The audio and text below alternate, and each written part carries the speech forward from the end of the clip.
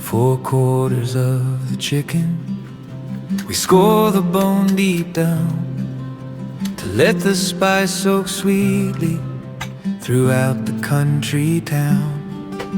The yogurt is the vessel, the ginger and the red, for this long, slow cooking, the words that must be said.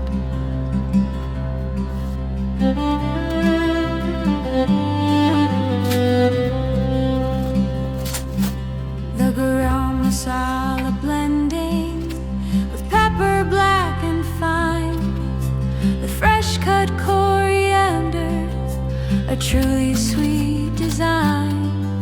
We rub it in so softly, without a sound or care, to coat each piece completely, a flavor we will share.